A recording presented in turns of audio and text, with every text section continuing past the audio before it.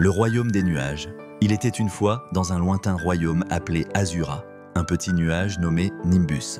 Nimbus était un nuage très spécial car il rêve toujours de descendre sur la terre pour voir les enfants jouer et rire. Tous les jours, il flottait dans le ciel observant les jeux d'enfants, les rires d'aventure et les rêves d'imaginaire. Un jour, Nimbus décida qu'il était temps d'accomplir son rêve. Il s'approcha du bord du royaume des nuages et s'envola vers la terre. Dès qu'il toucha le sol, il se transforma en une douce brise.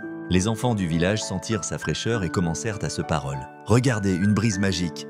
Nimbus, en tant que brise, devait être discret pour ne pas effrayer les enfants. Mais il voulait vraiment se faire des amis. Il observa de nombreuses activités.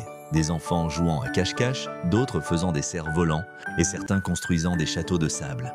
Il était émerveillé par tant de joie. Alors qu'il flottait doucement au-dessus d'un parc, il remarqua une petite fille assise seule sur un banc.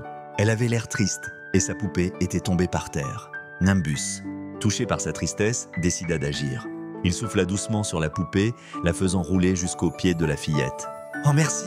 s'exclama-t-elle en souriant. Nimbus, ravi de voir un sourire sur son visage, continuait à l'aider. Il souffla un peu plus fort pour faire danser les feuilles autour d'elle, créant une petite tornade de couleurs. Les autres enfants, attirés par ce spectacle, rejoignirent la petite fille.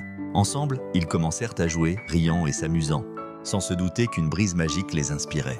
Au fur et à mesure que les jours passaient, Nimbus devint un ami secret des enfants. Chaque fois qu'ils avaient besoin d'un coup de pouce, il était là. Il faisait apparaître des bulles de savon qui scintillaient au soleil, créait des tourbillons de feuilles pour les aider à s'amuser, et même lançait des confettis lors des célébrations.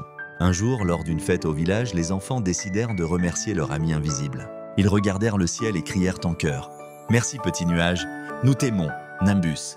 Ému par cette déclaration, réalisa qu'il avait accompli son rêve de manière merveilleuse. Il se mit à briller de tous ses feux, envoyant des éclats de lumière à travers le ciel.